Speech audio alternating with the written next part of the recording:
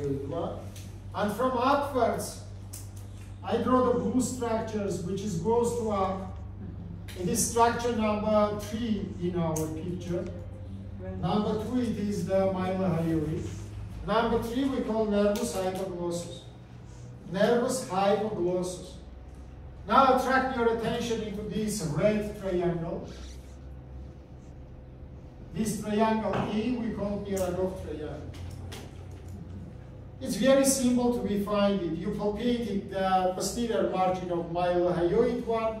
Posteriorly, we have digastricus muscle.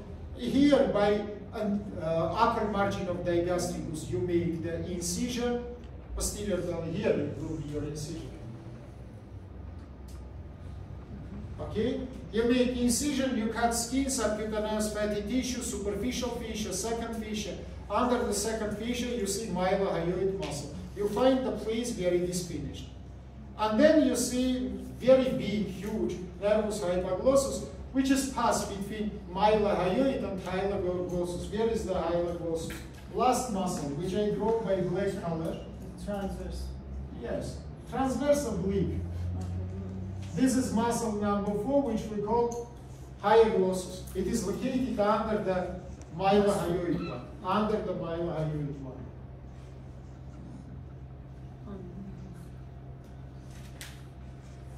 What you can do in this triangle? Look, you don't see any artery in this triangle. But inside of the triangle, we have the vein. I draw it by green color. It is located below the nerve. It is number 4 structure, 5, which is called vena lingualis. It is located just under the hypoglossus nerve. Just under the hypoglossus.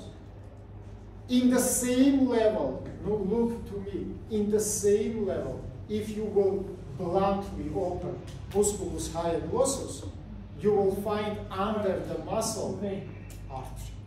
Vein is located in front of the muscle. Behind of the muscle, in the same level, you will find artery. Do you understand me? Let's say bluntly, you destroy the muscular fibers, and under the muscle, in the same level of the vein, you will find arteria lingualis. And you will ligate. How we ligate arteries, I teach you many times. In proximal end, 2 ligatures. First is weak, second strong. In distal, 1 ligature. Between second and third ligature, we cut the artery.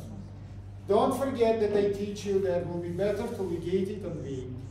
Opal method. Yes. If you ligate it with artery, find a vein and ligate it together with artery to decrease the blood outflow from the organ. From metabolism. That's what I remember about it. Right, please. Triangle number 3 is carotid triangle. Hurry up, time is very short, but this is the biggest triangle. Carotid triangle.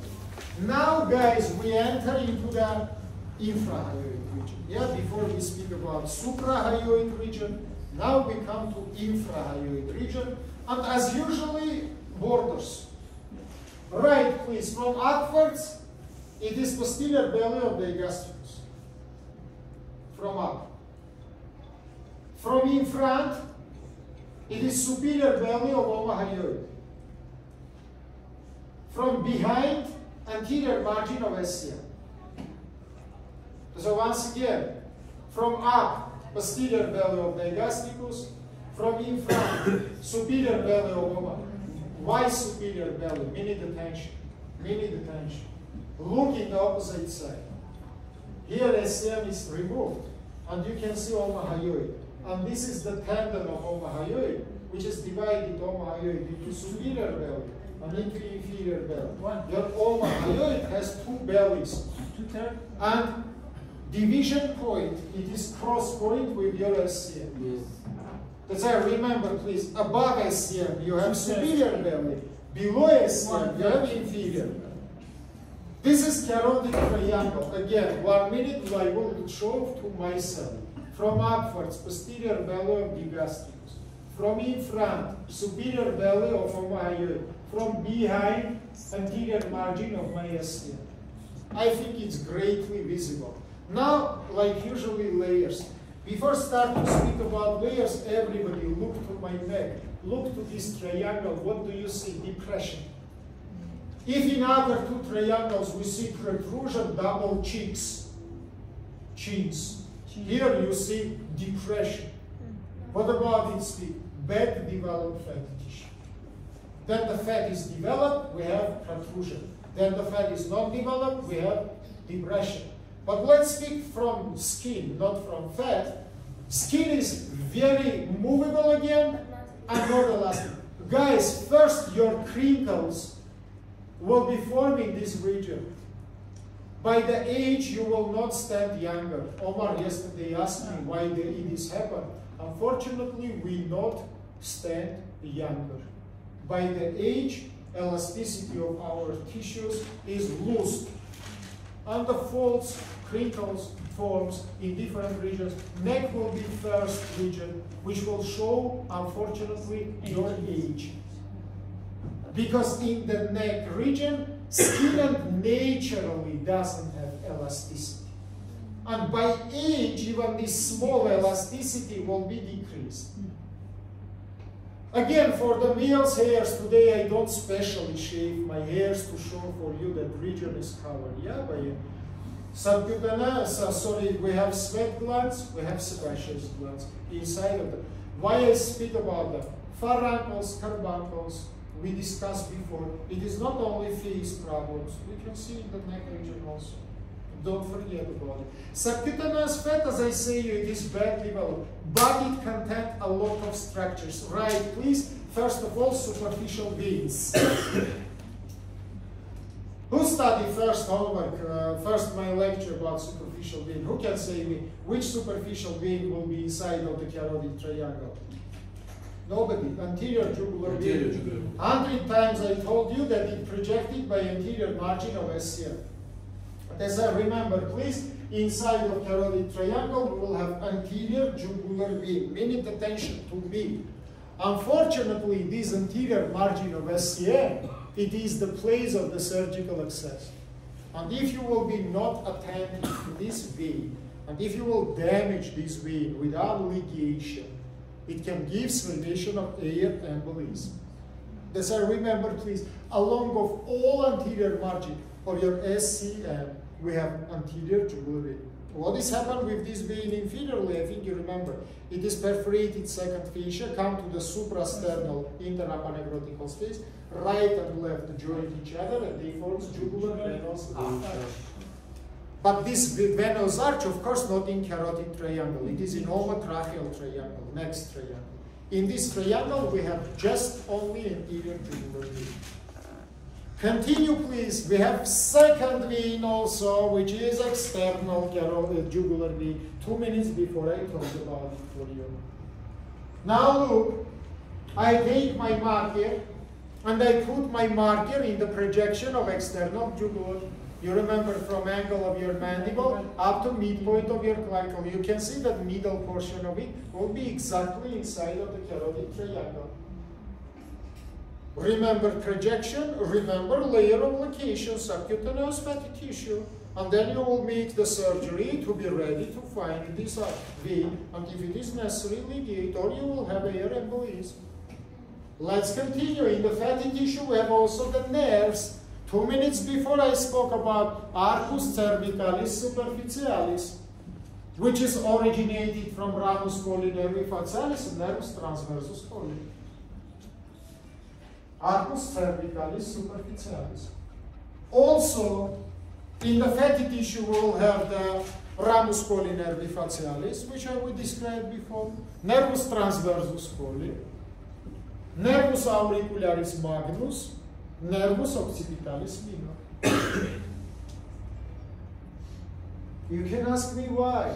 Everything is simple. All these nerves, as I say, you come to fatty tissue in the place that is midpoint of posterior margin of SC.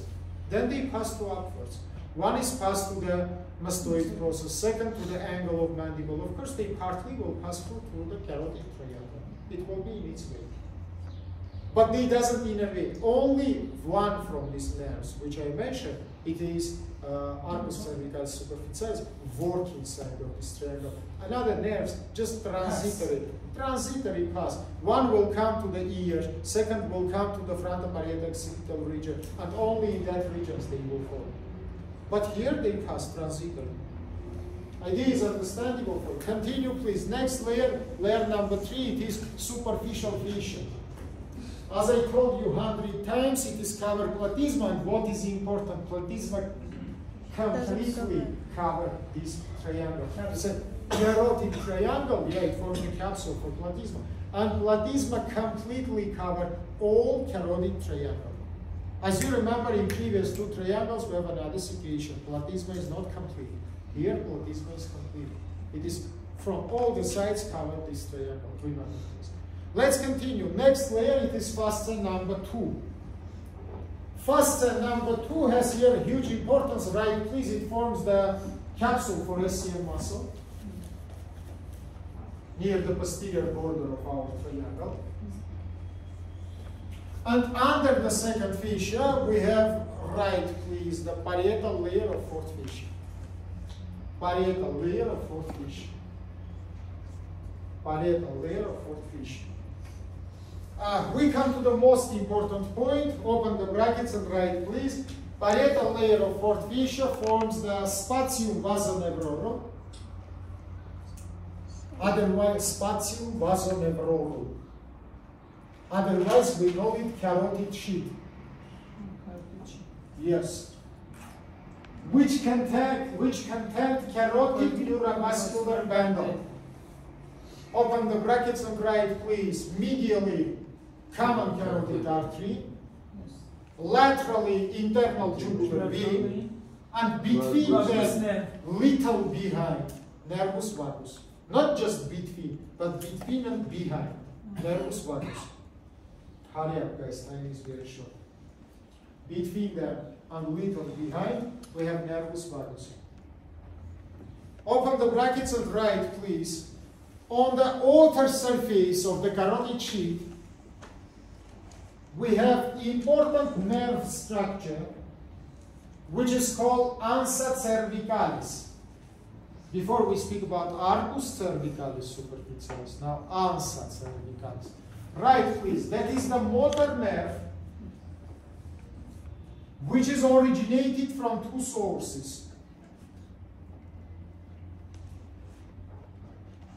Source number 1, right, please. It is descending branch of nervus hypoglossus. Source number 2, it is plexus cervicalis. They joined to each other.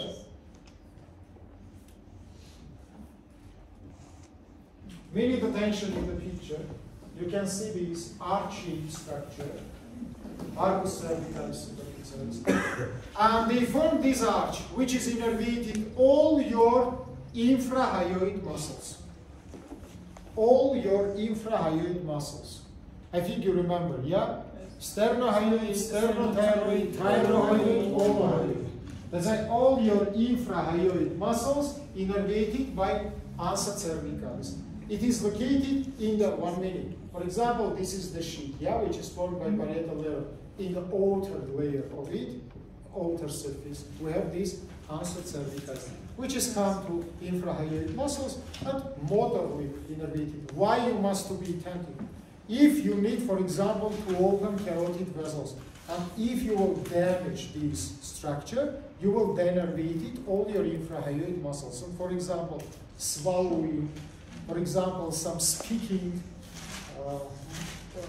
not all, but some movements will be impossible. Because if you remember, it is descending the larynx to downwards. They descending larynx to downwards. They involving different action. And the digestive actions and the voice production actions. That's why this nerve will be kept and not damaged. Otherwise, it will give the different problems with the innervation of these muscles. Idea is understandable for you. Let's continue. Now, right, please. Inside of the carotid sheath, common carotid artery projected by imaginary line, which in right and left sides superiorly started samely. Right and left side superiorly start samely. Midpoint of distance between angle of the mandible and tip of mastoid process. As a superior projection in right and left side is absolutely same. Midpoint of distance between angle of mandible and tip of mastoid process. Look everybody to me. This is upper point of projection between angle of my mandible and tip of my mastoid. Here. Continue please. A lower point of projection in right and left is different. What is your name? Christine. Christine. Tell me, Christina. Christina, yeah. Tell me, Christina, in your opinion, why a lower point of projection of right and left common carotid artery is different? No, I need to listen now. Lower point. Yes. Why upper point is same, as we say 2 minutes before? Homogeneous, I see your hand. But lower point is different.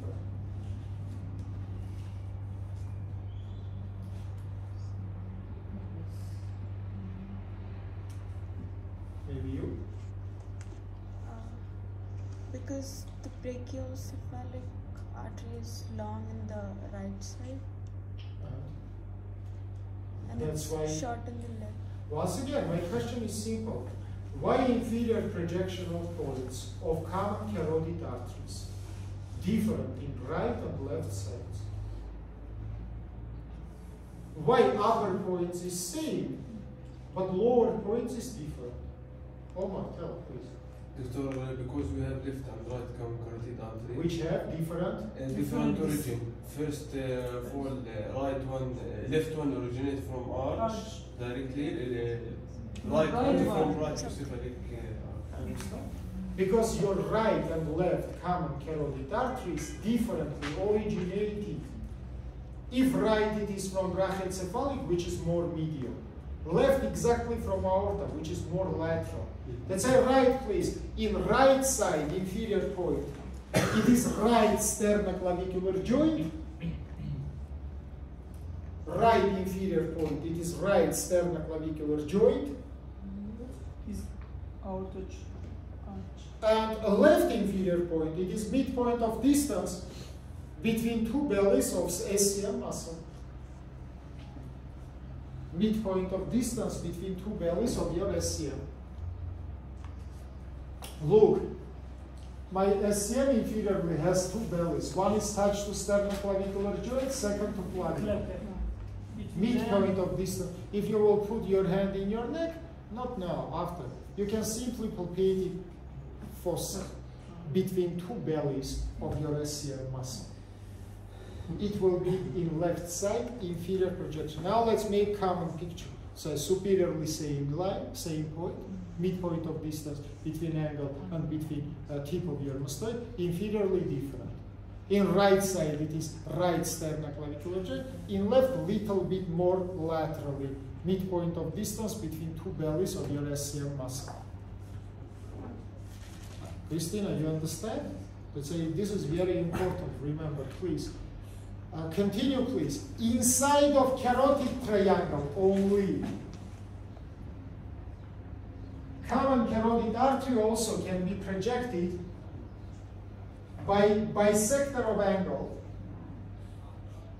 between omohyoid and SCM. Meaning attention into the picture. If I take only projection inside of this triangle, I can draw bisector of angle between omohyoid and SCM. It will be coincide with previously drawn line, yeah? But it will be only part of this line, which is inside of the carotid triangle. Because mainly you will make access to these structures, not in whole neck region, but inside of the carotid triangle. That's a withdraw and common whole projection and piece of this projection, which is located inside of the carotid triangle. I think the idea is simple. Now let's discuss each from branches of neurovascular bundle. First one, right please, common carotid artery. As we said before, it is the most medial structural unit inside of the bundle. About origin, I will not tell you. That is anatomy, you know. Don't even write. Just remember, in right brachiocephalic, in left exactly aortolarge. But continue now, please. Inside of carotid triangle, on the level of upper margin of thyroid cartilage, on the level of upper margin of thyroid cartilage, it is the same to the superior horns of the hyoid bone, same level. Common carotid artery finish by division into two terminal branches. This division we call bifurcation. Bifurcation of common carotid artery.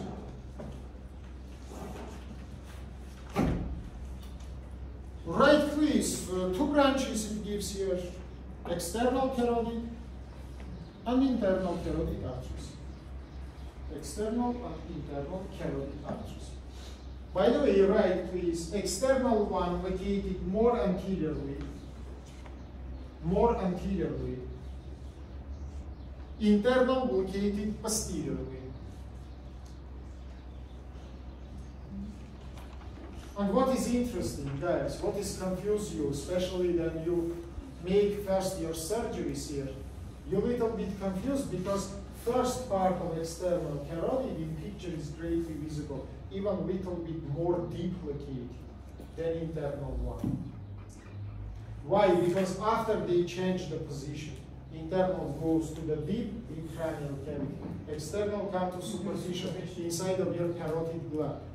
But first portion, as you can see, located in that case, external located anteriorly a little bit more deep, internal located posteriorly a little bit more superficial.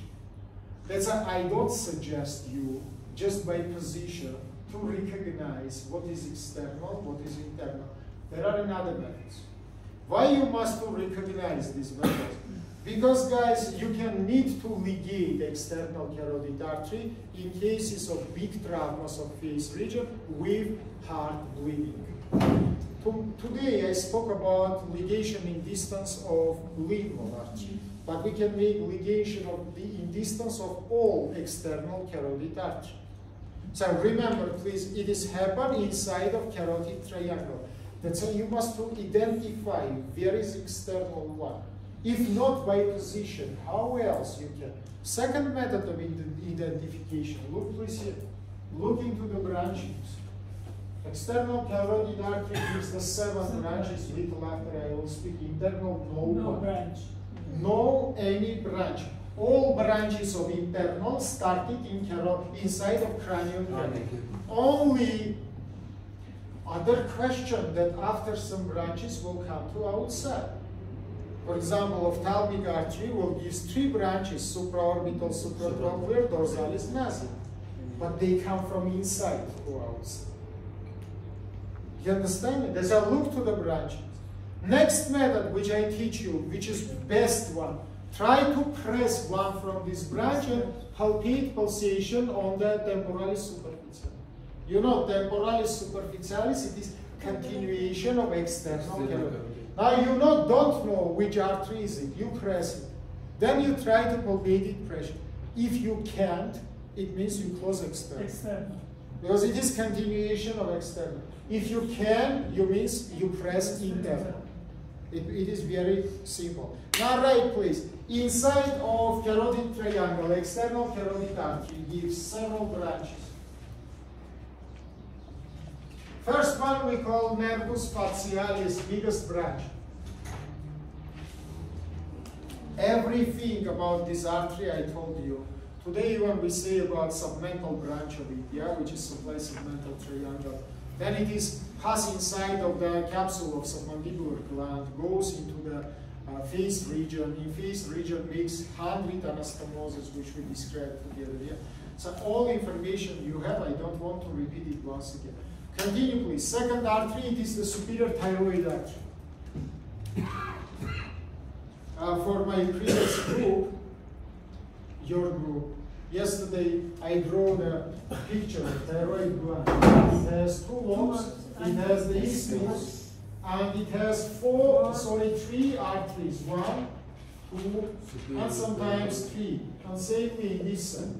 One, it is superior thyroid artery from external carotid. Second, it is inferior thyroid from subclavian. And third one, it is thyroida ima from brachycephalic trunk or from aortic arch. Only 20% of population have this arch. Other 80 have only these two big arteries. Let's say, remember, please, superior thyroid. Third artery we discussed several minutes before, lingual artery. As you remember, I draw it inside of the Pirogov triangle, and we say everything about it. Artery number 4 and 5, we study in front of parietal occipital regions. It is posterior auricular and occipital arteries. Posterior auricular and occipital arteries.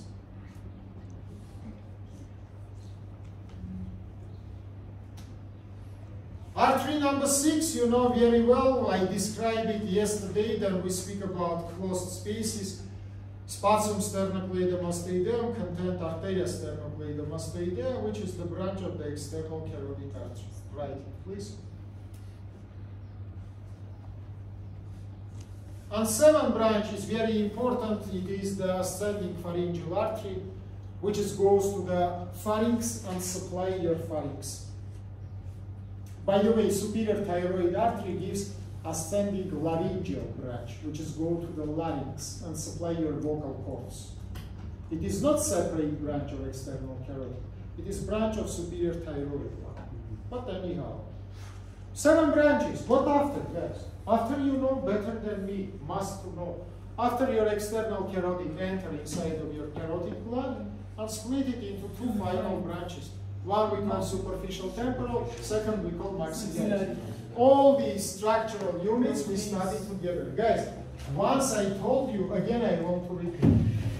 Which kind of questions will be in your exams? Synthetic. It will not be only inside of one region. It will be common. For example, passage of these artery through the different regions. For example, external carotid artery from the place of its origin to the place of finish. Can we understand? From carotid triangle, it is ascending to up, goes to the carotid gland region. Inside of carotid gland, it is divided into 2 carotid branches. So, look, then you study several regions and connected to each other. You will have in your imagination common picture of the human body. And such kind of the questions you can have in your exams and in your controls to be ready. Idea is understandable for you. Let's continue. Right, please. Structural unit number 2, internal jugular vein.